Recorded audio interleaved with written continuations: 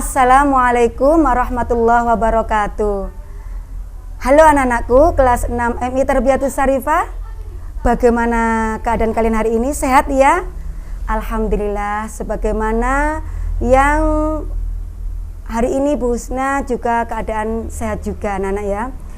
Alhamdulillah anak-anak, hari ini Bu Husna ditemani dengan boneka yang sangat lucu. Namanya siapa ya? Kita kenalan dulu ya. Tadi sudah kenalan dengan boneka yang ini ya. Namanya siapa tadi anak-anak? Sarifah. Ini namanya Mbak Sarifah loh ya, Mbak Reva. Lah, yang ini siapa ini? Mbak Pinky. Bukan, namanya siapa ya? Perkenalan dong. Tarbiyah. Oh, namanya Tarbiyah, Mbak. Mas, Mbak, ini namanya Mbak Tarbiyah, Mbak Bia ya. Oke, loh, anak-anak, ini kok ada, oh ini berebut ini nak. Iya, ini anak-anak berebut. Ini punya saya Bu Guru, ini punya saya. Oh anak-anak, dia berebut ini loh ya. Ternyata dari tadi berebut ini adalah tip X ya. Direbutkan oleh teman kita Mbak Bia dengan Mbak Reva. Kenapa berebut?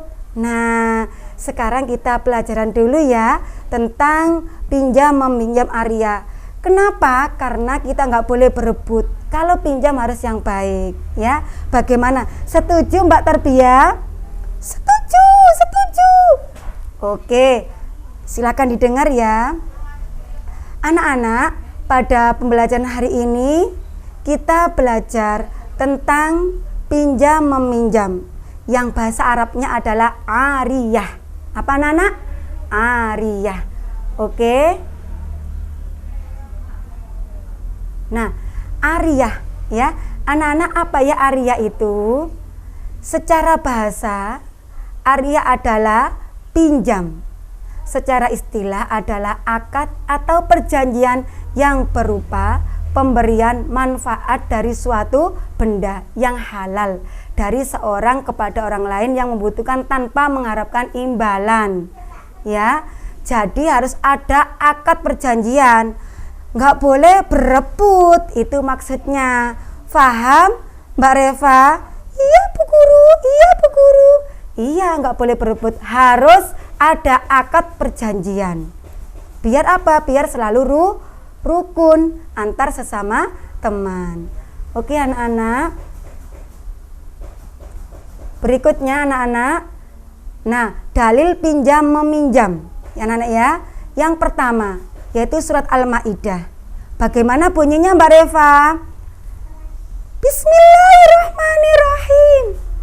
Wa ta'awanu 'alal birri wat taqwa wa la ta'awanu illal ismi wal udwan. Oh, pinter sekali. Ternyata Mbak Reva bisa menyebutkan surat Al-Maidah ayat 2. Yang artinya adalah, anak-anak, bagaimana Mbak Bia artinya? Artinya adalah kita disuruh tolong-menolong dalam kebaikan dan takwa. Tidak boleh tolong-menolong dalam keburukan dan dosa.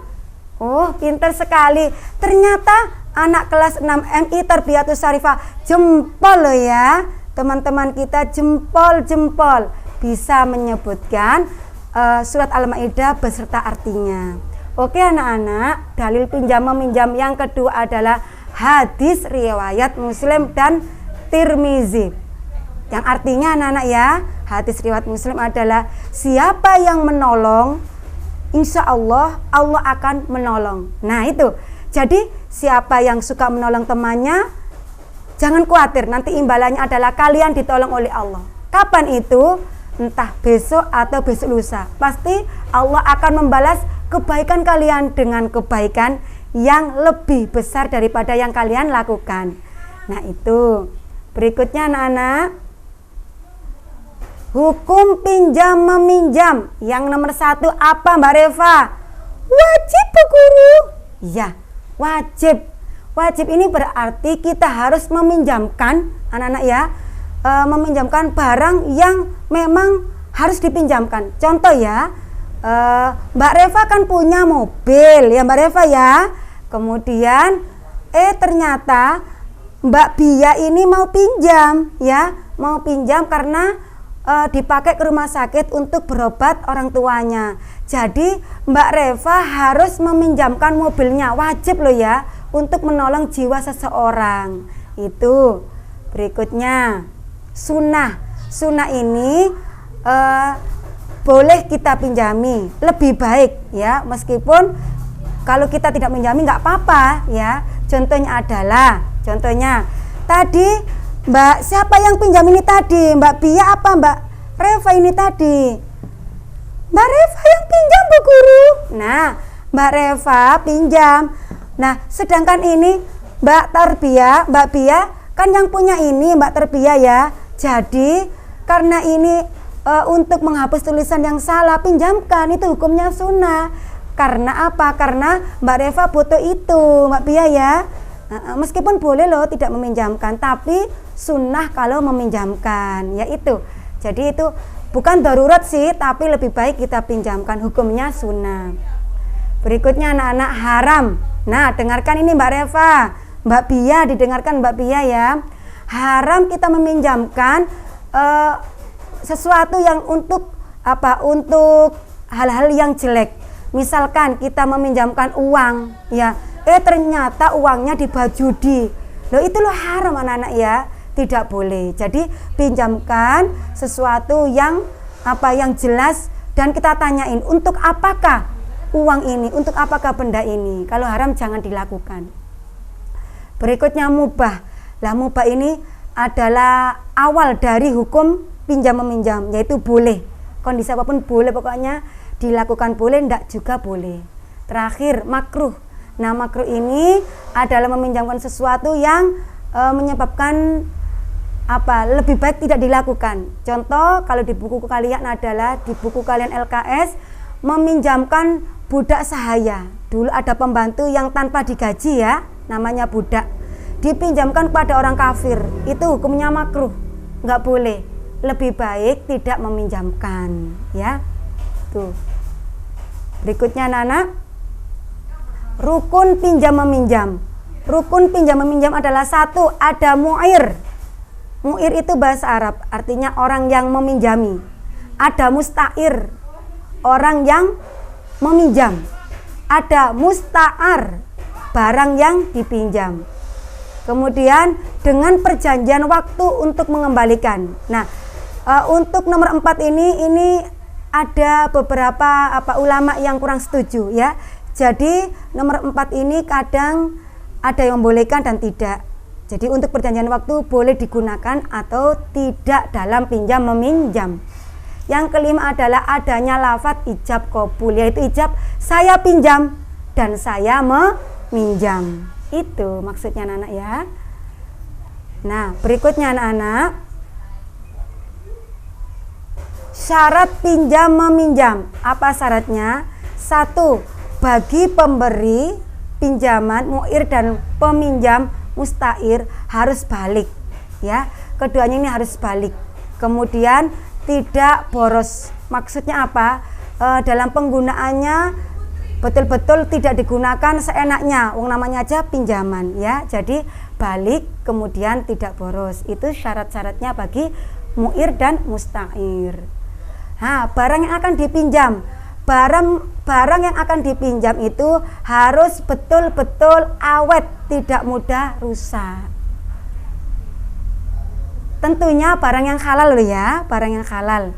Lanjut, ada lafadz ijab qabul, yaitu sukarela untuk meminjamkan. Contohnya bagaimana? Mbak Tarbiyah dan Mbak Syarifah, saya punya pensil, kamu pinjam tak? Iya Mbak, saya pinjam. Boleh pinjam, asalkan dikembalikan. Baik Mbak. Nah, anak-anak, itu adalah contoh lafadz ijab qabul. Jadi yang meminjamkan ikhlas, ikhlas, sedangkan yang pinjam tidak boleh memaksa. Nah, itu namanya lafadz ijab qabul, yaitu sukarela untuk meminjamkan. Berikutnya anak-anak, hak dan kewajiban dalam pinjam meminjam. Apa haknya? hak dan kewajiban pemberi dan pinjaman adalah kalau kita meminjamkan harus ikhlas ya, tidak boleh diundat-undat. Nah ya, harus kalau sudah kita pinjamkan ya kita harus ikhlas ya.